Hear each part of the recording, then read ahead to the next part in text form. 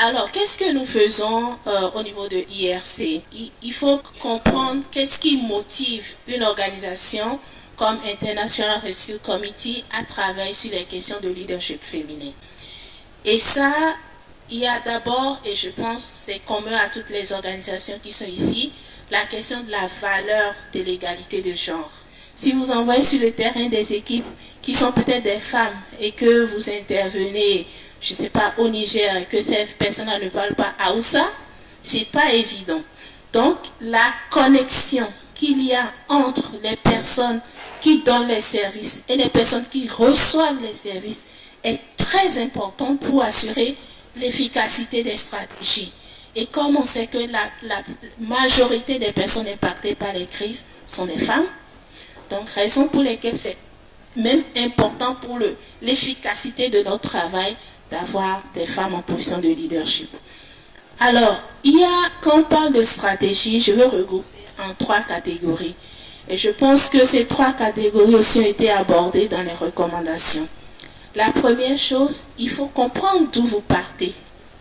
Donc, il faut avoir des données solides, tant qualitatives que quantitatives. Les salaires, est-ce qu'il y a des différences significatives de salaire entre les hommes et les femmes pour les mêmes postes? La question d'accès aux opportunités de formation. Dans la plupart des organisations humanitaires, il y a des formations internes sur le développement du leadership, etc. Il est important d'avoir des objectifs très clairs. Pour telle formation qui prépare au leadership dans notre organisation, quelle est la proportion de femmes et d'hommes qui rentrent dedans? Et est-ce que, en fonction des défis que nous avons, on veut se dire par exemple, au minimum, nous voulons avoir 60% de femmes qui sont dans cette cohorte de formation-là, par exemple. Et finalement, au-delà des objectifs, il faut mettre en place des programmes d'accompagnement, des programmes de suivi, les politiques de maternité, de congé de maternité ou de congé parental. Il faut les améliorer. Les politiques de voyage, permettre aux gens de voyager avec leurs enfants. Des programmes de soutien comme le mentorat, le sponsorship, mais qui ne sont pas juste... Si tu ouvres le mentorat et tu dis, on a un programme de mentorat pour tout le monde, tu auras les hommes qui sont 80% dans ces programmes de mentorat. À IRC, nous, on a des programmes de mentorat pour les femmes. Alors, moi, je travaille au sein du bureau régional de Médecins sans frontières à Dakar. Donc, au sein du bureau régional, on a l'unité RH qui gère les recrutements de toute la zone Afrique de l'Ouest et Cameroun. Donc, toutes les personnes qui résident dans cette zone et qui veulent partir avec MSF, en fait, le recrutement et la gestion de carrière est gérée par l'unité RH de Dakar. Donc, en termes de recrutement, d'abord, nous avons eu à organiser maintenant beaucoup de séances de sensibilisation. On travaille beaucoup avec les associations sur le terrain ou même au niveau des pays en fait comme Dakar.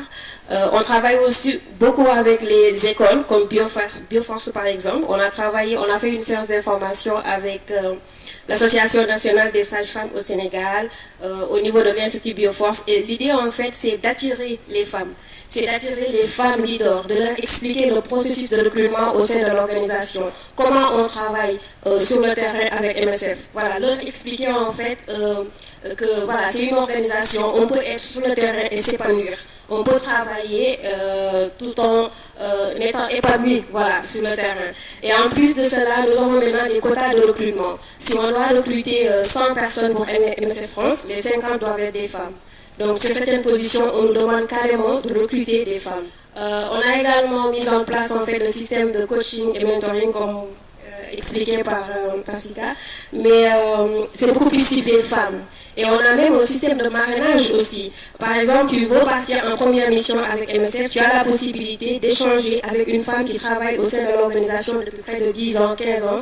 Et cette femme va t'accompagner, va t'expliquer en fait comment tu vas gérer ton stress en tant que femme sur le terrain. Comment est-ce que tu vas aborder en fait certaines problématiques liées à tout ce qui est genre sur le terrain? Je pense que j'ai une réponse qui est assez claire. Pour moi, clairement, les ONG nationales n'ont pas une égalité de chance, n'ont pas cette même capacité de pouvoir promouvoir le leadership féminin.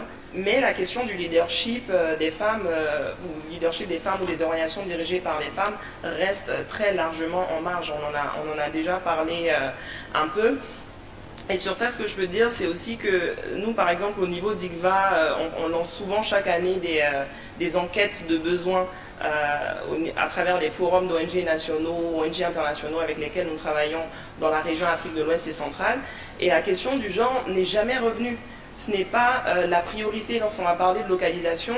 La plupart des ONG en fait, vont aussi font face en fait, à beaucoup d'autres priorités. Donc on a du mal, je pense qu'il y a un problème aussi à équilibrer en fait ces différentes priorités.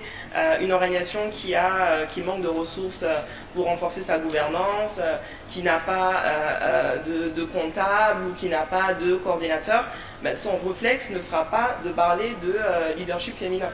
On a parlé tout à l'heure de la résolution 1325. Je veux dire, moi ça fait longtemps que je travaille dans ce secteur, j'en avais entendu parler. C'est déjà bien parce que c'est important qu'il y ait des normes, des cadres pour renforcer les choses, mais qui les connaît?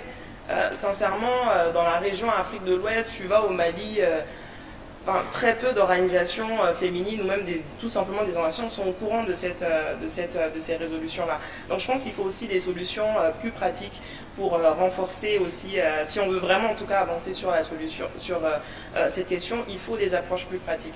Faire une résolution c'est bien, mais peut-être qu'il faut aussi sensibiliser les gens à cette résolution. J'aimerais mettre aussi juste rapidement un petit mot sur les obstacles culturels qu'on a largement discuté ce matin.